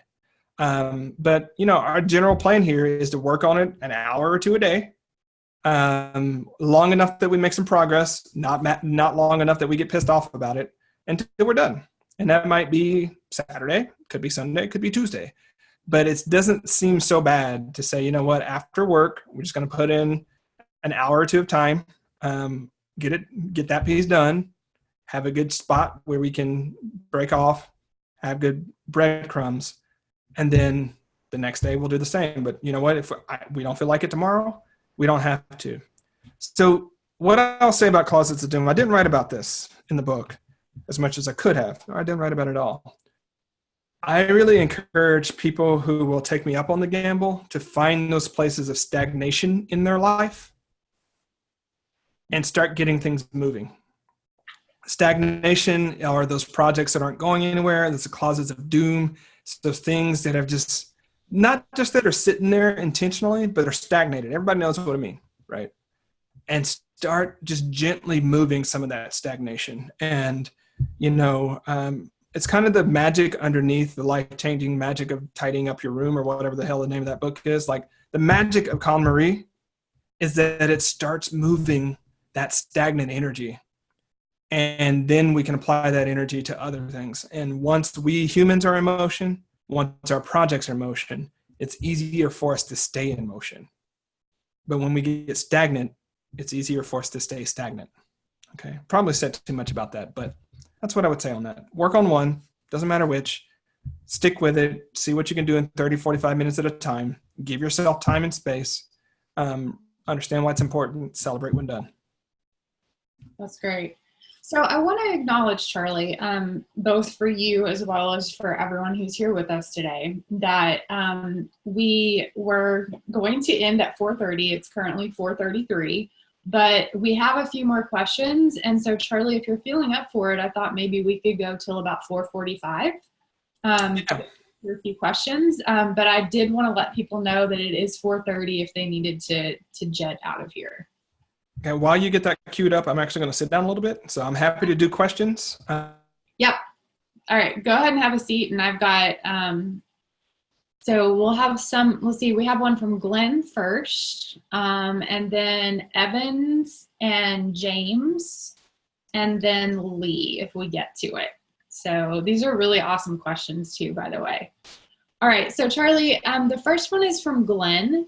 And Glenn asks, what about procrastination, avoiding the most important projects? That's a great question. I'll tell you what, Glenn, talking about procrastination is one of the weakest parts of my work. And it's because procrastination is a top level issue. And by that, I mean, procrastination is always caused by something else. And because so much of my work is root cause focused, I tend to forget about procrastination being a thing. So I want to start with this sort of way of thinking about it. We don't need a productivity system or accountability buddy to eat ice cream or whatever your favorite dessert is. Like, we don't need some major hack or some system or some additional impetus to do so. Why? We like it. We get instant feedback from it, and so on. Now, yours might not be ice cream, but whatever your favorite dessert is, you probably don't need an accountability buddy to do so, or a productivity system. So whenever I see procrastination, I know that there's a misalignment somewhere. There's a misalignment somewhere. One of the misalignments can be fear of failure or success. I talked about the no-win scenarios. Those are actually fears of success. The fears of failure are ones that we're much more common and adroit about. Another misalignment is not actually having a realistic plan to do whatever you're putting off. So I've seen more people procrastinate when they try to put 4 hours of work into a 15-minute random time slot on their schedule. So it's you're not having a real plan that works for you there. The third reason that I've seen procrastination come up is that for some reason or the other, that project is not tied into something that matters to you. A lot of times we'll take on a should, like I should do that, so on and so forth. When it comes down to it, those are the hardest one to get some traction on. So that's really how I diagnosed procrastination, Glenn, is I started looking at, one, does the person actually want the end result of doing this work or doing whatever we're putting off? If yes, then great. That's sort of check one. Two, have they gone about it? Are they thinking about doing it in a way that's accessible, that's chunked in small enough levels of time such that it's not overwhelming? Does it use their gates, which are their genius, affinities, talents, expertise, and strengths, so on and so forth? So I look at the how, and then I look at the why. And I know I should start with why, but I think backwards, and so sometimes that happens. And that why is, do they actually want to do the thing, which is different, right? We can want the success from doing a thing, but not want to do the thing. Like some of us are with that when it comes to, say, exercise goals. Like there's no way in hell that I want to do 100 burpees today, right? But I want the result of doing it, and I'm willing to do it because I want the result. So that's kind of why I start with, what do they want the result? That third piece is really, does this matter to their life in a way? Okay. And so usually when you have an alignment of, they want the result, they have a realistic pathway of making it happen, and third, they want, like, the project is relevant for their life, then I don't see much procrastination popping up. The last place that I'll see procrastination popping up, though, it's not about the project. It's about the general overwhelm and overload in their life, because I've experienced that what many people call procrastination is actually just being tired and actually being so overcommitted that as soon as they have some free time, their body and their mind and their hearts go idle because it's the only time that they can. Okay. So obviously solving against overload and being over capacity is different than figuring out the project. But first, are you being human? Do you have enough energy to make it happen first? And so, like, is your self-care game where it needs to be for you to play the biggest game in your work that you can? So, Glenn, that's kind of how I think through that. Let me know if that's helpful, though. Thank you, Charlie. Okay, so the next question is from Evans. They ask, I'm a new leader and I'm struggling with getting organized. What is a good starting point? Your boss's goals, if you have a boss. I don't know, I said that very quickly. Assuming you're a leader in an organization where you already have a boss, the best place to get organized is your boss's goals, because if you are instrumental in achieving your boss's goals, you'll automatically be successful, right? And you can use your boss's goals as a way to organize your work to make sure that those are going forward. If I'm misreading that situation, then what I would say is thinking about your either 90-day plan or where you want your team to be in 6 months and working backwards from there. A book that I think is really great to read on this one. Hold on, there's two of them. Both are about OKRs, but I get them confused.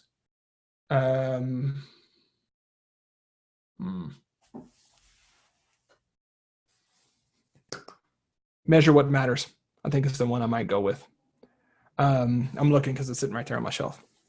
OKRs are objectives and key results, and it's a useful way for leaders. So when I work with my executive coaching clients on this one, usually what we're working on, usually they come to me and they're presenting the situation backwards. They're looking at everything on their plate and trying to figure out how to make that happen, as opposed to looking at where they're trying to go and what needs to happen from there. So that's why I'm always going to say either use your boss's goals or use where you're trying to go as this sorting organization mechanism, and then work your way backwards, so that you don't end up having one of your 5 projects being something that you didn't need to do in the first place. Once you've done those, I would say getting traction at the monthly level is the best place to go with on that one. Another book recommendation is Your First 90 Days.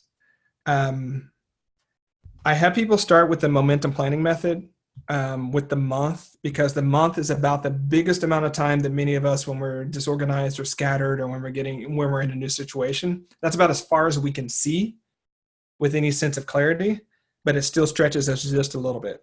So start with monthly planning until you get your footing there, Evans, and then you might be able to go to quarterly, and you might be able to go further than that. So, and to be clear, I'll use more of my organizational language here.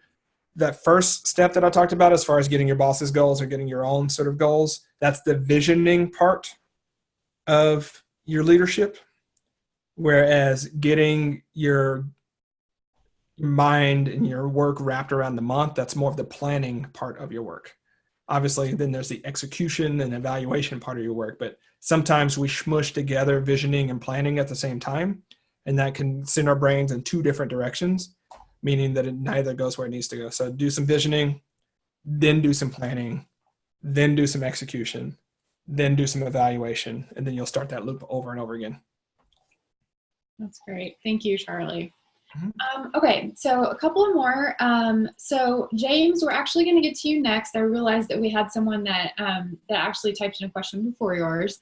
So Jacqueline has a question. How does the planning with capacity versus deadlines work with outside imposed deadlines? So it depends on how heavily imposed those deadlines are. So basically, if you don't meet the deadline, so if not meeting the deadline means you get fired, then you're in a different situation if meeting the deadlines, equals like hot water or something like that. So what I would say is, this is super tricky. It's a hard question because there are some situations in which you get handed a deadline, you can't do anything about it. You're told just to make it happen. And there's nothing to do except for try to then look at your capacity to see which of the other deadlines or other projects that you're carrying can be deferred, bumped, dropped, delegated, whatever it needs to, so that you can make the timeline that you've been giving. Okay, so that's really on hard imposed deadlines. That's about the only thing that you can do there is check against your capacity, triage as needed, delegate, get rid of stuff, and then focus on that. When you're in a situation to where you can negotiate deadlines, that's where it really comes in, because someone will say, hey, can you do this by August 13th? You use that ninja trick that we talk about a lot, which is say no or let me check first, right? Let me check first is actually what we want to say. Let me check against my calendar. It's like one of those superpowers that too many of us don't use. I know I've mentioned 3 superpowers today, so there we go. But being able to say, let me check against my calendar and see my other obligations and make sure that can work. That gives you enough pause to not say yes and then really regret that you said yes, okay? So let me check against my calendar. You go and check against your calendar. What that means is you're looking at those blocks. How long do I think this is going to take? When am I going to get this done? Do I have room? If it's a yes, then you go back and say, yes, totally can do it. If it's a no and it's a negotiable deadline, you can say, I can't do it by August 13th, but I can do it by the 20th. Does that work? Right? Then it either works or it doesn't work. And you go back and forth as it were. So it, A, depends upon the type of deadline. B, depends upon what of the other work you can put off, defer, delegate, drop. And then how much you're able to negotiate and create that. What I found is that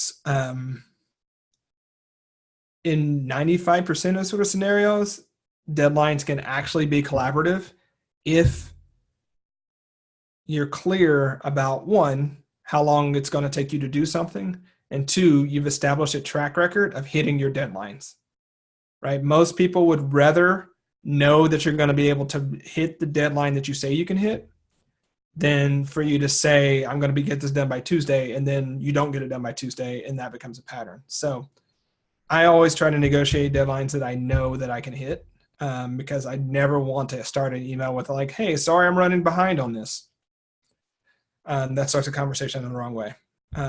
So Jacqueline, I don't know how useful that was, but that's what I would say you do. No matter whether you're no matter whether you choose the deadline, it's a negotiable deadline or it's a hard deadline, always do that capacity planning, because you don't want to end up in the situation to where you end up with what I call a logjam, in that you've unintentionally committed to doing 4 things on a given day, but some of them snuck up on you, and now they're all competing for the same focus blocks. They're all competing for the same time, and you know that you're not going to be able to get them done. That's great. Thank you, Charlie. All right, let's do 2 last questions, and then we'll go ahead and wrap up for the day. James had a question, which I think is a great one. Go back to when you were talking about frogs earlier, please. Do you start with big frogs because they're the most important, or start with little frogs to build up momentum and confidence for the bigger frogs? It's a great question, James. Depends on the day.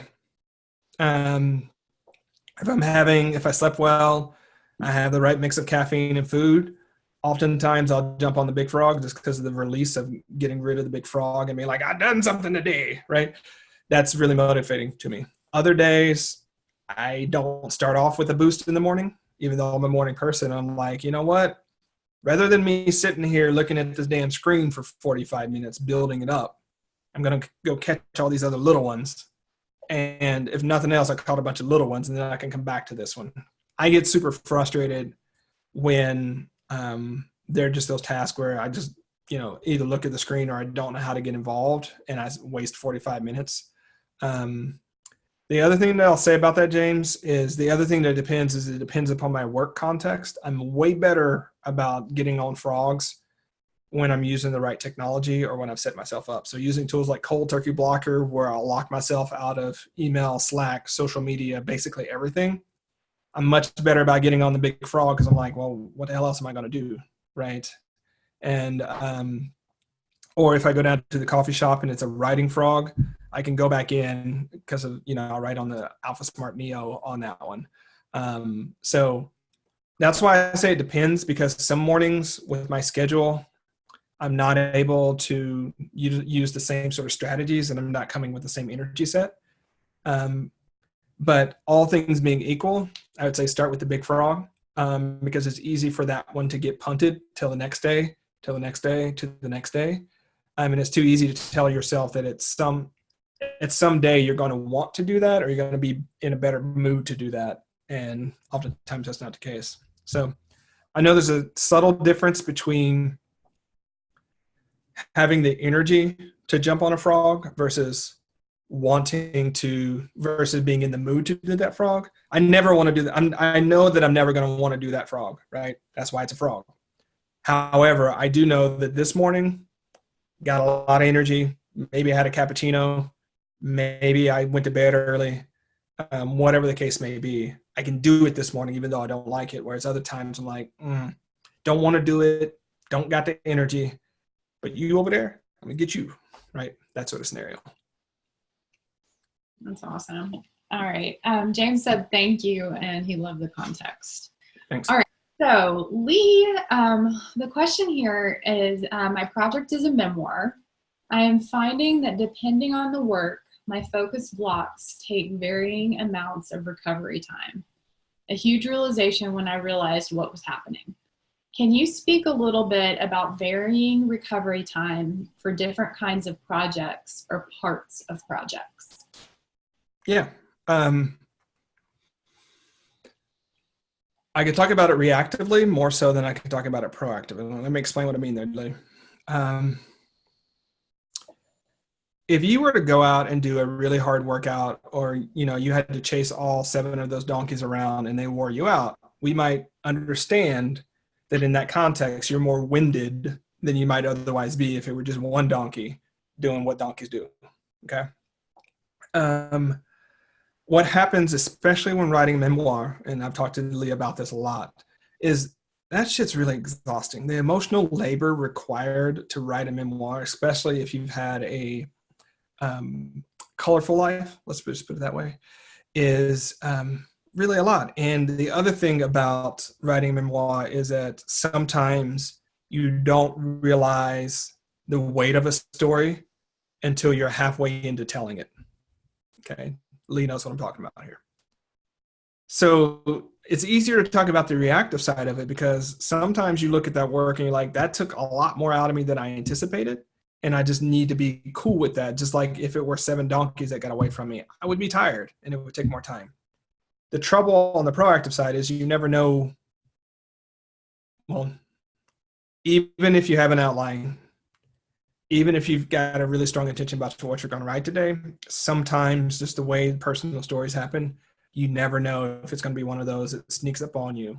And then all of a sudden you're in like a Brazilian jiu-jitsu match with a spider monkey, and it's getting the better of you. Right.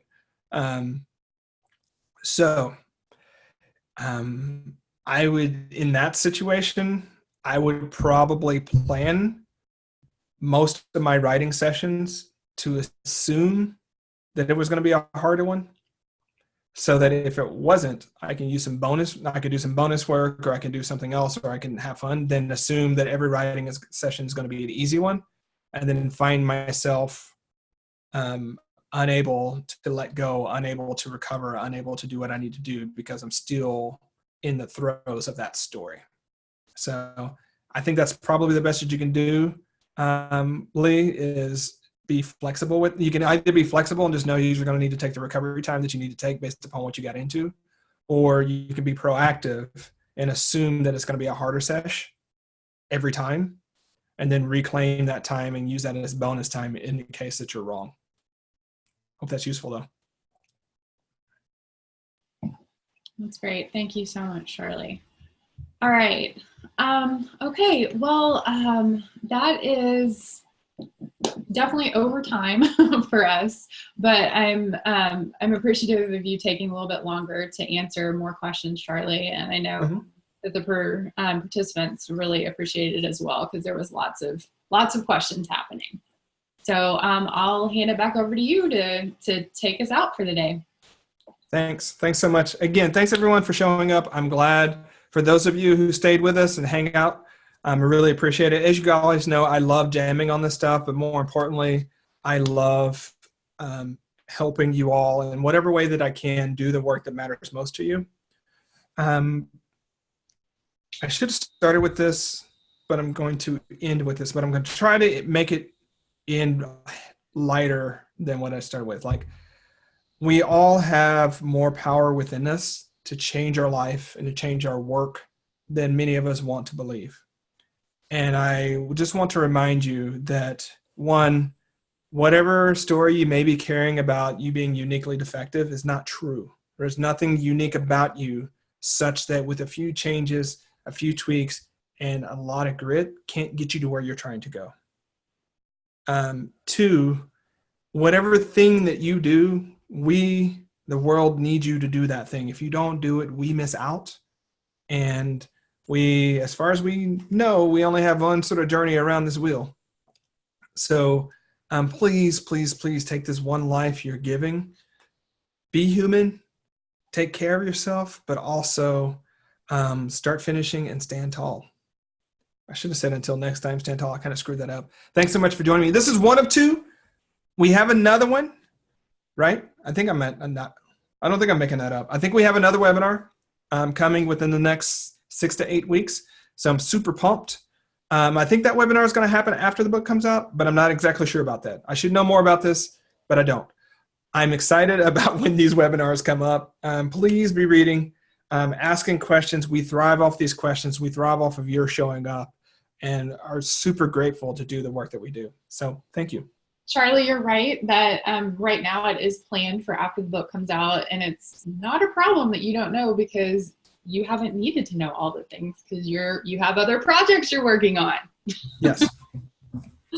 So if it comes out after the book, you'll get it. Comes out 9/24.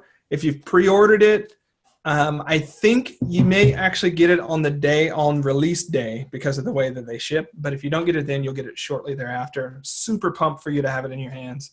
And yeah, thanks.